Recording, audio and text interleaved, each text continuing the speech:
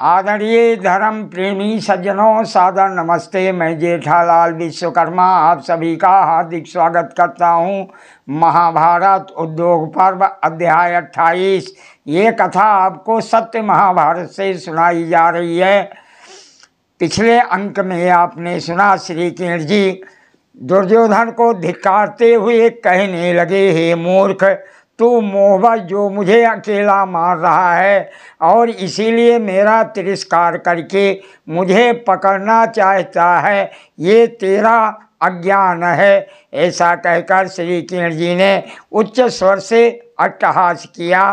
फिर वह सात्यकी और कृतवर्मा का हाथ पकड़े हुए उस समस्त नरेश मंडल का तिरस्कार कर सभा भवन से बाहर निकल आए।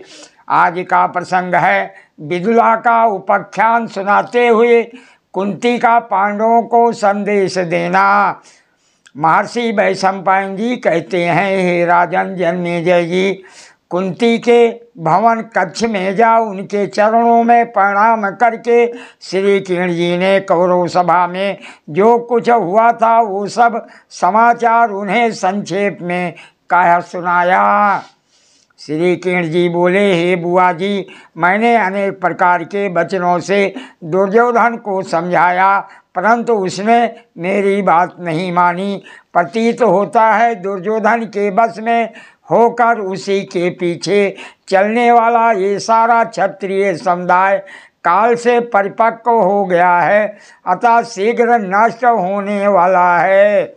अब मैं आपसे आज्ञा चाहता हूँ, मैं यहाँ से शीघ्र ही पांडवों के पास जाऊँगा। मुझे पांडवों से आपका क्या संदेश कहना है वो मुझे बताओ। कुंती बोली, हे केशव, तुम धर्मात्मा राजा युधिष्ठिर के पास जाकर इस प्रकार कहना, हे पुत्र, तुम्हारे प्रजा पालन रूप धर्म की महती हानि हो रही है। तुम उस धर्म पालन के अवसर को व्यर्थ ना गंवाओ। हे महाबाहो, तुम्हारा पैतृक राज्य भाग शत्रुओं के हाथ में पड़कर लुप्त हो गया है। तुम साम दान भेद तथा दंड नीति से पुनः उसका उद्धार करो। शत्रुओं का आनंद बढ़ाने वाले हे पांडव, इससे बढ़कर दुख की बात और क्या हो सकती है कि मैं तुम्हें जन्म देकर भी बंधु बांधवों से हीन नारी के समान जीविका के लिए दूसरों के दिए हुए पिंड अर्थात अन्न रोटी की आशा लगाए ऊपर देखती रहती हूँ। अतः तुम राजधर्म के अनुसार युद्ध करो। कायर बनकर अपने बाप दादाओं के नाम को बट्टा मत लगाओ तथा भाइयों सहित पुण्य से वंचित होकर पापमयी गति को प्राप्त मत हो। हे शत्रु संतापक श्री कृष्ण, इस प्रसंग में विद्वान लोग विदुला और उसके पुत्र संजय के संवाद रूप इस पुरातन इतिहास का उदाहरण दिया करते हैं। विदुला नामक एक प्रसिद्ध क्षत्राणी थी।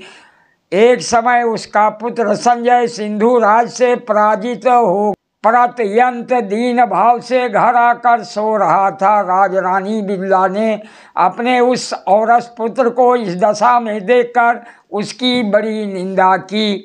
विदुला बोली, अरे हे, तू मेरे गर्भ से उत्पन्न होकर भी मुझे दुख देने वाला, धर्म को ना जानने वाला और शत्रुओं का आनंद बढ़ाने वाला है। अतः मैं समझती हूँ कि तू मेरी कोख से पैदा ही नहीं हुआ।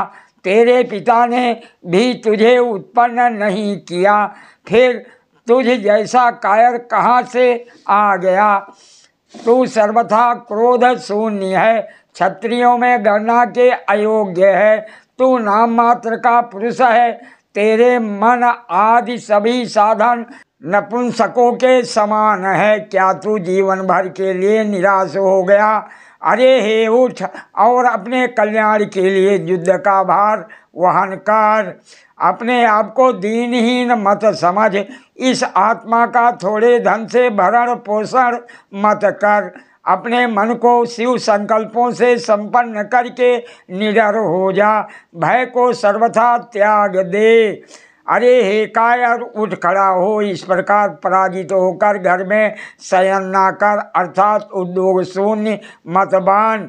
ऐसा करके तो तू सब शत्रुओं को आनंद दे रहा है और मान प्रतिष्ठा से वंचित होकर बंधु बांधवों को शोक में डाल रहा है। जैसे छोटी नदी थोड़े से जल से भर जाती है, चूहे की अंजलि थोड़े से अन्न से भर जाती है, वैसे ही कायर को संतुष्ट करना सुगम है, वो थोड़े से ही संतुष्ट हो जाता है। तू शत्रु रूपी सर्प के दांत तोड़ता हुआ तत्काल मृत्यु को प्राप्त हो जा। प्राण जाने का संदेह हो तो भी शत्रु के साथ युद्ध में पराक्रम ही प्रकट कर। तू दीन होकर अस्त मत हो, तू अपने शौर्यपूर्ण कर्म से प्रसिद्धि प्राप्त कर। तू मध्यम अधम अथवा निकृष्ट भाव का आश्रय ना ले, अपितु सिंहनाद करके युद्ध भूमि में डट जा।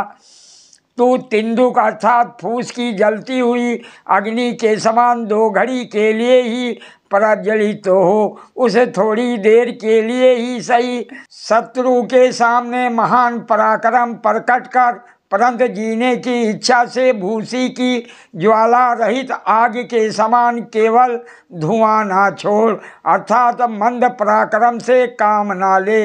दो घड़ी भी प्रज्वलित रहना अच्छा, परंतु धुआं छोड़ते हुए दीर्घ काल तक सुलगना अच्छा नहीं। है पुत्र, धर्म को आगे रखकर या तो पराक्रम प्रकट कर अथवा मृत्यु को प्राप्त हो जा, अन्यथा किस लिए जी रहा है। हे कायर, तेरे इष्ट और आपूर्ति कर्म नष्ट हो गए, सारी कीर्ति धूल में मिल गई तथा सुख भोग का मूल साधन राज्य भी छिन गया। फिर तू किस लिए जी रहा है। मनुष्य डूबते हुए अथवा ऊपर से नीचे गिरते समय भी शत्रु की टांग अवश्य पकड़े। ऐसा करते समय अपना मूल उच्छेद हो जाए तो भी किसी प्रकार का विषाद ना करे। हे पुत्र, तू धैर्य और स्वाभिमान का अवलंबन कर अपने पुरुषार्थ को जान और तेरे कारण डूबे हुए इस वंश का तू स्वयं ही उद्धार कर। जिसके महान और अद्भुत पुरुषार्थ तथा चरित्र की सब लोग चर्चा नहीं करते, वो मनुष्य अपने द्वारा जनसंख्या की वृद्धि मात्र करने वाला है। मेरी दृष्टि में ना तो वो स्त्री है और ना पुरुष ही है। दान, तपस्या, सत्य भाषण, विद्या तथा धन उपार्जन में जिसके सुयश का सर्वत्र बखान नहीं होता, वो मनुष्य अपनी माता का पुत्र नहीं, केवल मल मूत्र मात्र है। जो शास्त्र ज्ञान, तपस्या, धन संपत्ति अथवा पराक्रम के द्वारा दूसरे लोगों को पराजित कर देता है, वो उसी श्रेष्ठ कर्म के द्वारा पुरुष कहलाता है। संसार की कोई भी नारी ऐसे पुत्र को जन्म ना दे जो अमर, ससून, उत्साहहीन, बल और पराक्रम से रहित तथा शत्रुओं का आनंद बढ़ाने वाला हो। अरे धुएं की भांति मत उठ, जोर से प्रज्वलित हो जा और वेगपूर्वक आक्रमण करके शत्रु सैनिकों का संहार कर डाल। तू एक मुहूर्त या एक क्षण के लिए ही सही बैरियों के मस्तक पर जलती हुई आग बनकर छा जा। वही पुरुष अर्थात क्षत्रिय है जिसके हृदय में अमर्ष क्रोध है तथा जो शत्रुओं के प्रति क्षमा भाव धारण नहीं करता। इतने ही गुणों के कारण वो पुरुष कहता है। जो क्षमाशील और अमर्ष शून है वो क्षत्रिय ना तो स्त्री है और ना पुरुष ही कहलाने योग्य है। संतोष, दया, उद्योग, शून्यता और भय ये संपत्ति का नाश करने वाले हैं। निश्रेष्ठ मनुष्य कभी कोई महत्वपूर्ण पद नहीं पा सकता।